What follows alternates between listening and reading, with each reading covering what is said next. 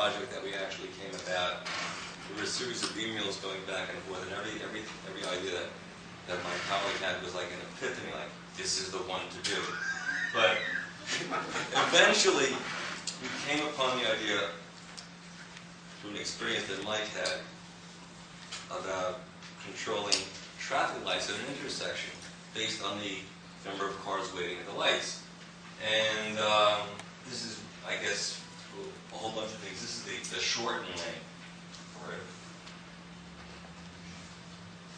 Okay, and this particular picture, I think, has an interesting comment or two to make about it. When I went online, I found a whole bunch of information relating to this, and it was one of increased mass transit. Mass transit throughout the country is not as widespread as people think, but there are a lot of urban centers that do have these things. And while politicians say push mass transit, cars keep on going up, and despite the fact that there are these lanes where they have high occupancy vehicles, you have to have a certain number of people in the car. People that want to drive their own car, and it's a mess. And I guess if there's ever an example of a city that is a mess, it's this city. There's a lot of congestion, and there's no solution in sight, at least not a cheap one. And that's how the project came in to being. Now, there are two different types of ways that sensors can be employed, or sensor technology, and this is called automated vehicle guidance. And basically, or AVG has two components, back and forth. Management, basically, of these things using microcontrollers. 3 and 4, actually. 1 involves, and this is where it gets so acute, sensors have to communicate with other sensors. Sensors have to pick up information on the roadway or within the vehicle. And the grand idea of how the communication is either using satellite transmission together with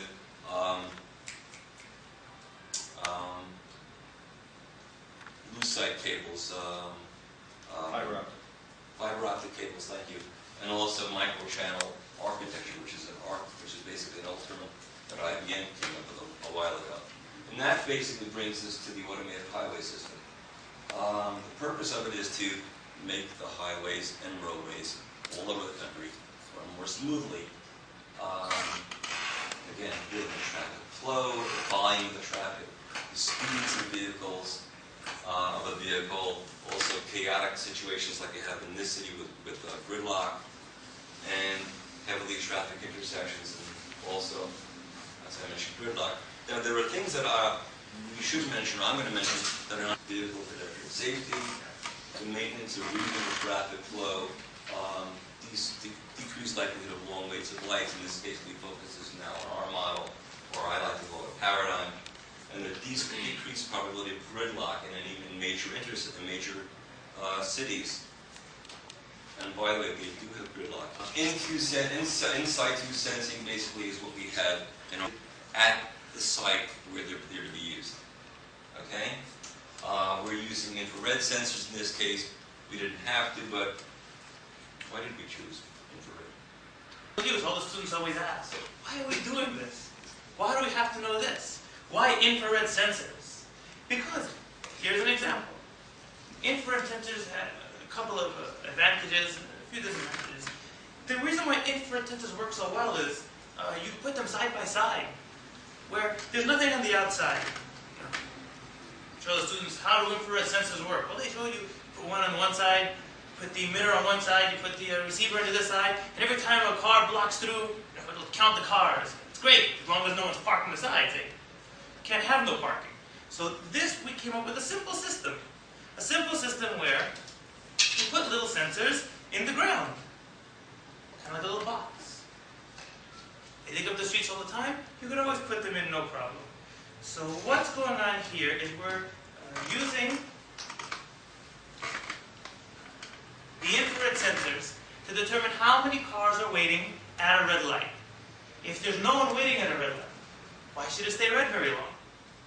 If there are many people waiting at a red light, why should the green light be short? Let the green and red lights help change the flow of traffic. Where people want to go, let them go. So, why? To ensure safety, reduce traffic, prevent accidents. What are we supposed to elicit response? And prevent gridlock.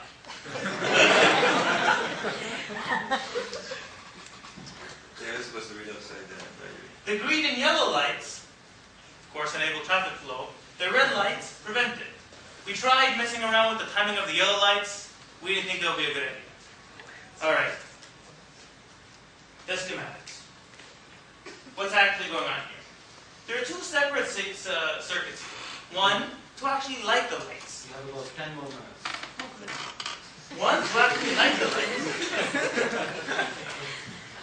The second, to identify when they should come on, when are the cars there. First, we have the signaling system. Probably very similar to what's actually there. We used input coming from the pins, and each light needs some pin, two red lights, two yellow, two greens. We have a 1,000 ohm resistor to protect the pin from ground. The transistor will switch on and off depending on the position of the pin.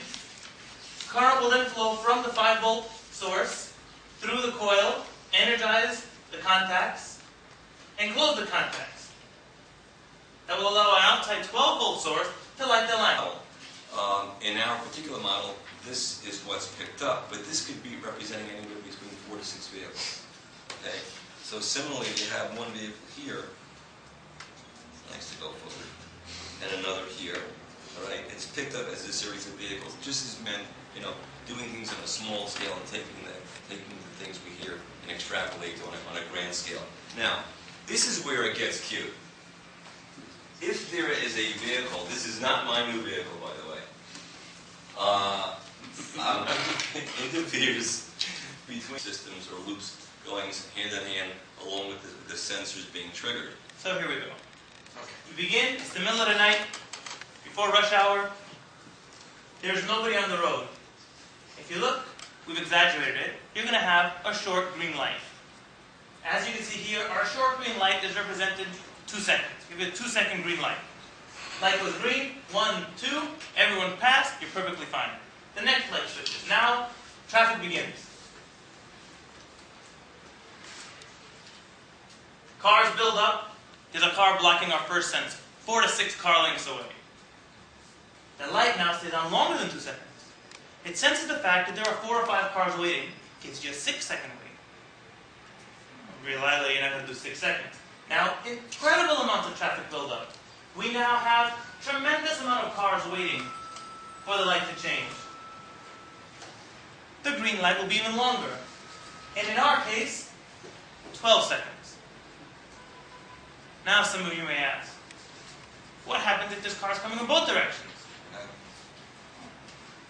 They both get a green light.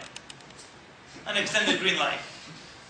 Now some of you might even say, but what if there's so many cars and the cars are coming in both directions and everyone's getting upset? Then you have traffic.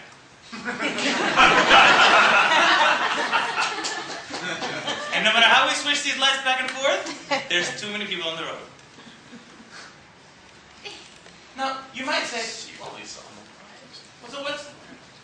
well, how come it's not around other places? That's a good question, I don't know. It's a pretty cheap system. I mean, the whole thing with the cardboard and stuff costs us, what, $8-70? The relays, switching the lights on and off. We've all crossed the street. You've heard the big green box click. They're there. You're not paying for those anymore.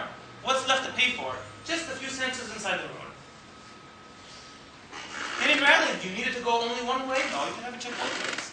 Do you need to put it on both sides of the street? You really didn't even need that either. How many of you have left the stadium? I know I'm a Mets fan, but I did go to Yankee Stadium one time. We all waited at this one light to get on the highway. It was unbelievable. You really don't even need the sensor on both directions, right? Just put it on one side. If there's many cars, okay, this one will be standard. At least give those guys a longer chance to go. You wait on a lot of traffic. When the light turns green, do you all move at once? Everyone slam the gas? No, the first guy goes, the second guy waits for the second guy, the third guy waits for the third guy. The lights turn red, you haven't moved yet. And you crawl forward a little bit. Longer red light, also, a longer green light will allow the cars to begin moving once they get momentum. Explain to students about inertia.